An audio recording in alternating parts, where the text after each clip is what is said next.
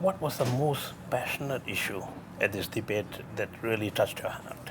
Well, I think it was really the discussion about whether we are able to have an opposition or political diversity in Parliament and how we would manage that. I think there was a discussion about, well, what is the right number of opposition politicians we should have in Parliament? And I think, that then fed into the questions of, well, what can change, what will not change? Can we have, say, for instance, Freedom of Information Act, things like that. So, yeah, that sort of discussion is interesting because it really boils down to what is the role of the opposition in Parliament. Do you think Singapore is ready to see a lot more parliamentarians, maybe 1/3 of the whole session? Well, I think we do in our IPS polls after the election try to understand what people vote for, and the first top issue they vote for is for having an efficient government. So you have to have a strong governing party in Parliament to provide that efficient government, because they've got to be able to coordinate and come up with an integrated plan which they then push out.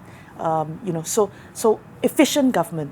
But they also want the situation where there are checks and balances in Parliament, and they also vote for diversity in Parliament.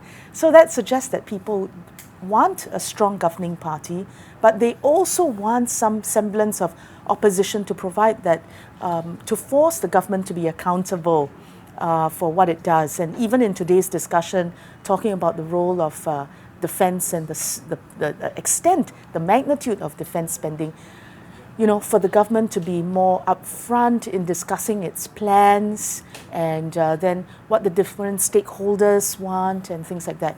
Now, to some extent, people also want the bread and butter issues to be dealt with. So that's a mix of different things that feed into the voter's mind as he stands at the polling box.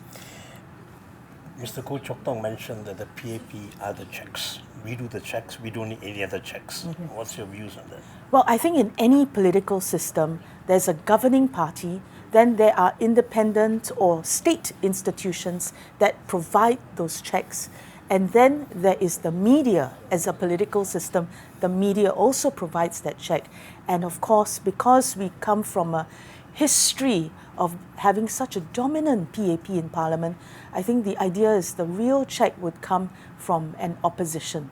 Now, the challenge is really that we want an opposition that is of the same quality as the MPs and the leaders that we see in the PAP.